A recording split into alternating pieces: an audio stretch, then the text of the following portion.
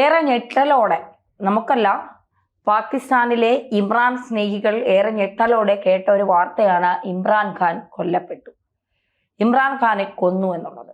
ഇതിൽ എന്താണ് സത്യാവസ്ഥ എന്നുള്ളത് ലോകം ഇങ്ങനെ തിരഞ്ഞുകൊണ്ടിരിക്കുകയാണ്. കാരണം മുൻ പാക് പ്രധാനമന്ത്രിയാണ്, മുൻ ക്രിക്കറ്റ് താരമാണ് അദ്ദേഹം. ഇപ്പോൾ പാകിസ്ഥാൻ ജയിലിൽ ഇട്ടേക്കുന്ന ഒരാളാണ്. കുറച്ച് ദിവസങ്ങൾക്ക് മുമ്പ് പാകിസ്ഥാൻ ജയിലിൽ വെച്ച് അദ്ദേഹം ബലാത്സംഗത്തിന് ഇരയായി എന്നൊക്കെ പറയുന്നുണ്ട്. അതിന്റെ നിജസ്ഥിതി എന്താണ് എന്നറിയില്ല. ഇപ്പോൾ ഇമ്രാൻഖാൻ കൊല്ലപ്പെട്ടു. ഇത് പാകിസ്ഥാനിലെ ഇമ്രാൻ സ്നേഹികളെ വലിയ രീതിയിൽ ഞെട്ടിച്ചിരിക്കുകയാണ്. കാരണം അവിടുത്തെ ഇപ്പോഴത്തെ ഭരണകൂടത്തെയോ ഇപ്പോഴത്തെ സൈനിക മേധാവികളെയൊന്നും പാക് ജനതയ്ക്ക് വലിയ താല്പര്യമില്ല. അവരിപ്പോഴും ഇമ്രാൻ അനുകൂലികളായ കുറെ പാക് ജനതയുണ്ട്.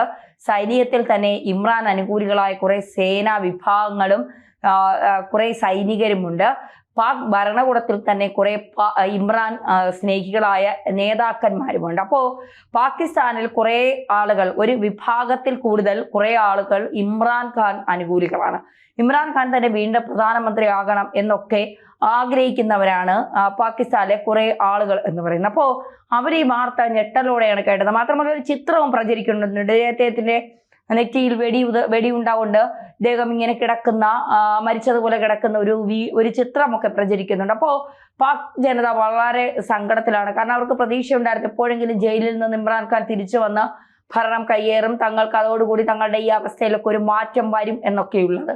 പക്ഷേ അങ്ങനെയല്ല സംഭവിച്ചിരിക്കുന്നതെന്ന് മനസ്സിലായപ്പോൾ അയ്യോ തങ്ങളുടെ നേതാവ് മരിച്ചോ എന്ന് ചോദിച്ചുകൊണ്ട് പാകിസ്ഥാനിലെ ഇമ്രാൻ അനുകൂലികൾ മുഴുവൻ നിലവിളിയും കരച്ചിലുമാണ്. പക്ഷെ യഥാർത്ഥത്തിൽ സംഭവിച്ചിരിക്കുന്നത് എന്താണെന്ന് വെച്ചാൽ, മുൻ പാകിസ്ഥാൻ പ്രധാനമന്ത്രിയും ഇതിഹാസ ക്രിക്കറ്റ് താരവുമായ ഇമ്രാൻഖാൻ ജയിലിനുള്ളിൽ കൊല്ലപ്പെട്ടുവെന്ന തരത്തിൽ സമൂഹ മാധ്യമങ്ങളിൽ വ്യാപക പ്രചരണം നടത്തുകയാണ്. ഇമ്രാനെ പാക് രഹസ്യാന്വേഷണ ഏജൻസി ISI ബാധിച്ചു എന്ന തരത്തിലാണ് അഭ്യൂഹം പരന്നത്. എന്നാൽ പ്രചരിക്കുന്ന വാർത്തകൾ വ്യാജമാണെന്നും ഇമ്രാൻ സുരക്ഷിതനാണെന്നും പാക് മാധ്യമങ്ങൾ പറയുന്നു. ഇന്ത്യൻ ട്രോളർമാർ സമൂഹ മാധ്യമത്തിലൂടെ വ്യാജ പ്രചരണങ്ങൾ നടത്തുകയാണെന്ന ആരോപണവും പാക് മാധ്യമങ്ങൾ ഉന്നയിക്കുന്നു. ജയിലിനുള്ളിൽ വെച്ച ISI ഇമ്രാനെ വിഷം നൽകി കൊലപ്പെടുത്തി എന്ന അഭ്യൂഹമാണ് പരന്നത്. വാർത്ത വ്യാജമാണെന്ന് പാക് മാധ്യമങ്ങൾ അവകാശപ്പെടുന്നുണ്ടെങ്കിലും ഇതുമായി ബന്ധപ്പെട്ട് പാകിസ്ഥാൻ അധികൃതരോ ജയിൽ അധികാരികളോ ഔദ്യോഗികമായി ഒരു പ്രതികരണവും നടത്തിയിട്ടില്ല. ഇതുമായി ബന്ധപ്പെട്ട് പ്രചരിക്കുന്ന ഫുട്ടേജുകൾ 2013 ഉള്ളതാണ്. ലാഹോറിൽ നിന്നുള്ള തിരഞ്ഞെടുപ്പ് റാലിക്കിടെ ഫോർക്ക് ലിഫ്റ്റ് കൊണ്ടുള്ള എയർ കിട്ടി വീഴുന്നതാണ് ഈ ചിത്രം. 15 അടി ഉയരത്തിലുള്ള വേദിയിൽ നിന്നാണ് ഇമ്രാൻ വീണത്. അതിനിടെ ഔദ്യോഗികമെന്ന് അവകാശപ്പെടുന്ന ഒരു പത്രക്കുറിപ്പും സമൂഹ മാധ്യമങ്ങളിൽ പ്രചരിക്കുന്നുണ്ട്. അതിൽ മരണം സ്ഥിരീകരിച്ചിട്ടുണ്ട്. മുൻ പ്രധാനമന്ത്രി ഇമ്രാൻഖാൻ ജുഡീഷ്യൽ കസ്റ്റഡിയിൽ മരിച്ചതായി ഖേദത്തോടെയും ഗൗരവത്തോടെയും ഞങ്ങൾ സ്ഥിരീകരിക്കുന്നു. നിലവിൽ അദ്ദേഹത്തിനെതിരെ സമഗ്രമായ അന്വേഷണം നടക്കുന്നതിനിടെയാണ് സംഭവം. ഇങ്ങനെയാണ് പ്രചരിക്കുന്നത്. ഞെട്ടിക്കുന്ന സംഭവമാണിത്. സാഹചര്യത്തിന്റെ ഗൗരവം അംഗീകരിക്കുന്നു. ധാരണ സംഭവത്തിന് പിന്നിലെ കാരണത്തെക്കുറിച്ച് സുതാര്യമായ അന്വേഷണം ഉറപ്പാക്കുമെന്നും കുറിപ്പിലുണ്ട് എന്നാണ് പറയുന്നത്. അതായത് ഇമ്രാൻഖാൻ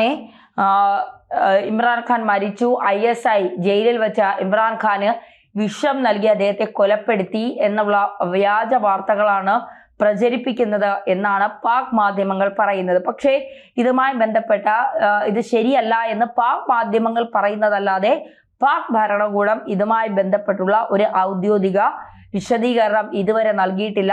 ഇതുമായി ബന്ധപ്പെട്ടൊരു കുറിപ്പും പ്രചരിക്കുന്നുണ്ട്. അത് വളരെ ഖേദകരമാണെന്നും വളരെ ഗൗരവത്തോടെയാണ് ഇമ്രാൻഖാന്റെ മരണത്തെ ഞങ്ങൾ കാണുന്നതെന്നുമൊക്കെയുള്ള ഒരു പ്രസ്താവനയാണ് പ്രചരിക്കുന്നത്. അപ്പോൾ ഇതിന്റെ സത്യാവസ്ഥ എന്താണ് എന്ന് നമുക്കറിയില്ല. അതേസമയം ഇന്ത്യയും പാകിസ്ഥാനും തമ്മിലുള്ള സംഘർഷം വർദ്ധിച്ചു വരുന്ന സാഹചര്യത്തിൽ ഇന്ത്യ ആക്രമണം അവസാനിപ്പിക്കണമെന്ന പ്രസ്താവനയുമായി പാകിസ്ഥാൻ ഉപപ്രധാനമന്ത്രിയും വിദേശകാര്യമന്ത്രിയുമായ ഇഷാർ ധാർ രംഗത്തെത്തി. ഇഷാർ ധാർ കഴിഞ്ഞ ദിവസം പറഞ്ഞത്, ഞങ്ങൾ ഇനിയും ഇന്ത്യയെ ആക്രമിക്കും, ഞങ്ങൾ ഇനിയും ഇന്ത്യയോട് യുദ്ധത്തിന് പോകും. ഇപ്പോൾ ഞങ്ങളുടെ സൈനികരെല്ലാം തളർച്ചയിലാണ്, അതുകൊണ്ട് ഞങ്ങളുടെ 2ാം പ്രതിരോധ നിരയായി ഞങ്ങൾ മദ്രസകളിലെ വിദ്യാർത്ഥികളെ ഇറക്കും എന്നാണ് ഇന്നലെ വരെ ഇയാൾ പറഞ്ഞുകൊണ്ടിരുന്നത്. ഇന്ത്യ ആക്രമണം നിർത്തിയാൽ തങ്ങളും ആക്രമണം നിർത്താൻ തയ്യാറാണ്. പാകിസ്ഥാൻ കൂടുതൽ നഷ്ടങ്ങൾ ആഗ്രഹിക്കുന്നില്ല. ഞങ്ങൾ ശരിക്കും സമാധാനം വേണം. ഞങ്ങൾ ഉപദ്രവിക്കാൻ ആഗ്രഹിക്കുന്നില്ല. നാശവും പണവും പാഴാക്കലും ഞങ്ങൾ ആഗ്രഹിക്കുന്നില്ല. പാകിസ്ഥാൻ ഇപ്പോഴും എപ്പോഴും സമാധാനം ആഗ്രഹിച്ചിട്ടുണ്ട്. ഇന്ത്യ ഈ സമയത്ത് നിർത്തിയാൽ ഞങ്ങൾ സമാധാനം പരിഗണിക്കും. പ്രതികാരം ചെയ്യുകയോ ഒന്നും ചെയ്യുകയോ ചെയ്യില്ല, പേടിക്കണ്ട. പാകിസ്ഥാന്റെ മിസൈലുകളടക്കം ഇന്ത്യ ഭസ്മീകരിച്ച സമയത്താണ് ഇയാളുടെ ഈ പ്രസ്താവന വന്നിരിക്കുന്നത്. ഡ്രോണുകളും മിസൈലുകളും ഉപയോഗിച്ച് പാകിസ്ഥാൻ നിരന്തരം ആക്രമണം നടത്തുന്നുണ്ട്. ഇതിന് തക്ക മറുപടി ഇന്ത്യ നൽകുന്നുണ്ട് എന്നുള്ളത് മറ്റൊരു പ്രധാനപ്പെട്ട കാര്യം. എന്തായാലും പാകിസ്ഥാൻ അടിപതറിയിരിക്കുന്ന ഒരു സമയമാണ്.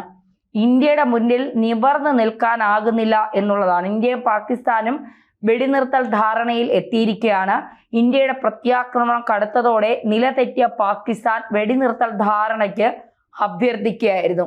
ധാരണയിലെത്തിയെങ്കിലും പറഞ്ഞ വാക്കിന് വില കൽപ്പിക്കാത്തവരെന്ന് പാകിസ്ഥാൻ വീണ്ടും തെളിയിച്ചു. ധാരണയായതിന് മണിക്കൂറുകൾക്ക് പിന്നാലെ കശ്മീരിൽ ഷെല്ലാക്രമണവുമായി പാകിസ്ഥാൻ എത്തി. കാര്യങ്ങൾ ഇങ്ങനെയൊക്കെയാണെങ്കിലും ഇന്ത്യയോട് കടുപ്പത്തിൽ മുട്ടാൻ നിൽക്കണ്ട എന്ന് തന്നെയാണ് പാകിസ്ഥാന് തീരുമാനം. സ്വന്തം നിലനിൽപ്പിനും അഭിമാന പ്രശ്നവും കാരണം ഇടയ്ക്കിടെ അതിർത്തിയിൽ പ്രകോപനങ്ങൾ ഉണ്ടാകുന്നുവെന്ന് മാത്രം. അതിന് കാരണങ്ങൾ ഏറെയാണ്. ഇന്ത്യക്കെതിരെ യുദ്ധം ചെയ്യുന്നത് പാകിസ്ഥാന് ദോഷകരമാകുമെന്ന് മുൻ പാക് എയർ മാർഷൽ മസൂദ് അക്തർ നേരത്തെ പ്രതികരിച്ചിരുന്നു. പാകിസ്ഥാന്റെ സൈനിക ശക്തി ഇന്ത്യക്ക് മുന്നിൽ ദുർബലമാണെന്ന് സമ്മതിച്ചുകൊണ്ടായിരുന്നു മസൂദ് അക്തറിന്റെ വാക്കുകൾ. ഇന്ത്യക്ക് 16 ലക്ഷം സൈനികരുണ്ട്, നമുക്കുള്ളത് വെറും 6 ലക്ഷം മാത്രമാണ്. എത്ര യുദ്ധം നടത്തിയാലും നമ്മളെ രക്ഷിക്കാൻ കഴിയില്ല. നമ്മുടെ ഭരണാധികാരികളുടെ ജോലി ഭാവിയിലേക്ക് നോക്കുക എന്നതാണ്. സ്ഥിതി ആശങ്കാജനകമാണ്. അതിന് തങ്ങൾക്ക് ഉത്തരമില്ല. സ്ഥിതി കൂടുതൽ വഷളായിക്കൊണ്ടിരിക്കുകയാണ്. അമേരിക്കയ്ക്ക് സമ്മർദ്ദം ചെലുത്തുന്നതുവരെ സംഘർഷം ലഘൂകരിക്കാൻ നടക്കില്ലെന്നും പാകിസ്ഥാൻ ഇനി എന്താണ് യഥാർത്ഥത്തിൽ ചെയ്യേണ്ടത് എന്നതിനെക്കുറിച്ച് ശരിക്ക് ചിന്തിക്കണം എന്നും അല്ലാത്ത പക്ഷം സ്ഥിതി കൂടുതൽ വഷളാകുമെന്നും മസൂദ് പറയുന്നു. ഇതുകൂടാതെ പാപ്പരത്വത്തിന്റെ പടിവാതിൽക്കലാണ് പാകിസ്ഥാൻ ഉള്ളത്. സാമ്പത്തികമായി രാഷ്ട്രീയമായും തകർന്നടിഞ്ഞ അവസ്ഥ. അവശ്യ സാധനങ്ങളുടെ വില റോക്കറ്റ് പോലെ കുതിക്കുകയാണ്.